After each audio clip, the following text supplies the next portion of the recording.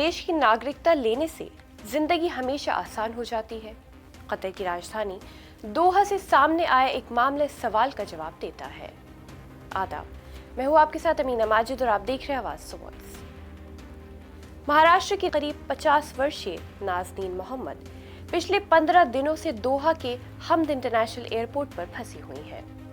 उनके पास वैध पासपोर्ट नहीं है, इसलिए कतर के अधिकारियों ने एयरपोर्ट से बाहर जाने की इजाजत नहीं दे रहे हैं।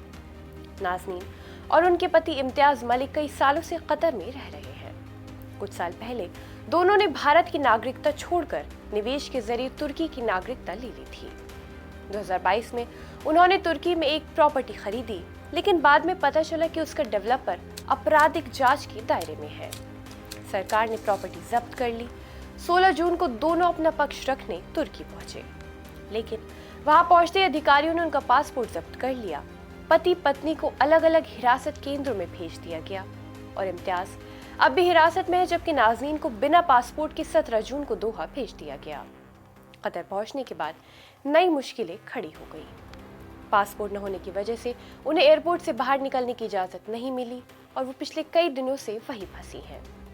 नाज़नीन की तबीयत भी ठीक नहीं है। हाल ही में उनकी पेट की सर्जरी हुई थी। उन्हें हाई ब्लड प्रेशर, डायबिटीज और थायराइड जैसी बीमारियां भी हैं। दूसरी तरफ दोहा में उनके 2 नाबालिग बच्चे अकेले हैं। इनमें से एक ऑटिस्टिक है और उसे लगातार देखभाल की जरूरत है। सबसे बड़ी बात ये रही कि तुर्की, जिसकी नागरिकता उन्होंने ली थी, उनकी मदद के लिए आगे नहीं आया। इसके बाद नाज़नीन ने मानवीय आधार पर दोहा स्थित भारतीय दूतावास से मदद मांगी। हालांकि वो भारतीय नागरिक नहीं है, फिर भी भारत सरकार ने उनकी हालत को गंभीरता से लिया। विदेश मंत्रालय उनके लिए इमरजेंसी सर्टिफिकेट जारी करने पर विचार कर रहा है, ताकि वो सुरक्षित भारत लौट सके।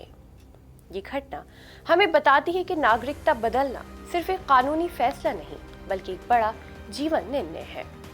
ये घटना उन सभी लोगों के लिए एक बड़ी सीख है जो बेहतर जिंदगी और सुविधाओं की चाह में अपने देश को छोड़ देते हैं।